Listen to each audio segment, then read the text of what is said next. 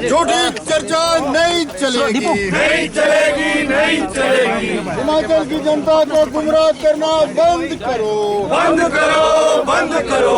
झूठे। भारतीय जनता पार्टी ने नियम 67 के अंतर्गत भ्रष्टाचार 2 साल की सरकार का कांग्रेस पार्टी की सुक्खू जी के नेतृत्व में इस पे चर्चा चाहिए थी और चर्चा में हमने भाग लिया। हमारे सभी माननीय सदस्यों ने जो गंभीर आरोप भ्रष्टाचार के वर्तमान कांग्रेस की सरकार के ऊपर लगाए थे उनसे मुकर करके दाएं बाएं करते हुए मुख्यमंत्री जवाब देने की कोशिश कर रहे हैं और मुख्यमंत्री बिल्कुल भी गंभीर नहीं। जो आरोप लगे हैं उन पर जांच हो, उन पर कार्रवाई हो और उल्टे उससे हट करके सारी चर्चा को आगे पीछे ले जाने की कोशिश कर रहे हैं। और जो पर्टिकुलरली अभी जो एक्साइज के मामले को लेकर के जो हमारे माननीय सदस्य रणधीर शर्मा जी जिन्होंने इस रेजोल्यूशन को लाया था नियम 67 के, उसमें कहा कि रात के अंधेरे में बिलासपुर में टेंडर डाला गया।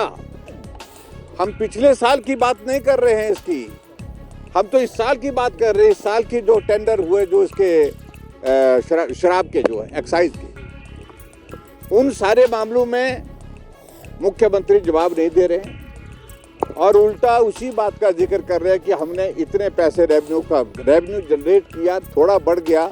उसका इस तरह जिक्र करना मुझे लगता है कि उसकी आवश्यकता नहीं है।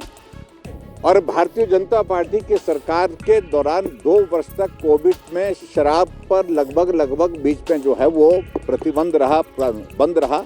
रेवेन्यू स्वाभाविक रूप से एक्साइज का जो है उस वक्त कम आना था, लेकिन फिर भी उसके बावजूद हमने ईमानदारी से सारा काम किया है।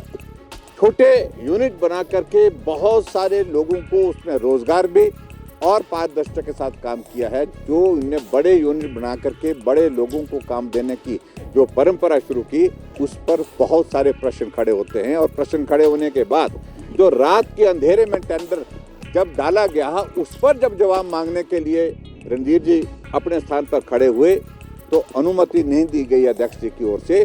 तो इस पर हमारा ऐतराज था और सारी चर्चा भ्रष्टाचार पर जो जिस प्रकार से गंभीरता से आगे बढ़ करके एक मुकाम पर पहुंची थी, उसको भी मुख्यमंत्री गंभीरता से ना लेकर के हल्के में लेकर के जवाब देने की स्थिति में नहीं हो पा रहे हैं। इसलिए भारतीय जनता पार्टी ने तय किया कि हम यहाँ सदन से वॉकआउट करेंगे। सर मामले में सवाल उठाए हैं, उन्होंने कहा है उनके दफ्तर से चिट्ठी लीड गई। ऐसे है कि जो इस सारे मामले को लेकर के बड़ी साफ बात है, आपको कोई चिट्ठी भेजे, आपके पास वो चिट्ठी आए और आपके टेबल पर वो चिट्ठी खुल करके अगर पड़ी है, किसी ने उसका फोटो खींच करके कहीं आगे भेज दी, इस सारी चीज को लेकर के विधायक को दोषी ठहराने का सवाल ही पैदा नहीं है। प्रश्न तो ये है वो चिट्ठी लिखी किसने, वो चिट्ठी भेजी किसने और उसमें जो कंटेंट है उसमें मामला क्या है, उस पे आप कार्रवाई करते हैं कि नहीं करते हैं। हमने तो ये बात पूछी है, लेकिन उस पर बात नहीं कर रहे हैं, उस पर बात नहीं कर रहे। आप देख रहे हैं हिमाचल न्यूज़।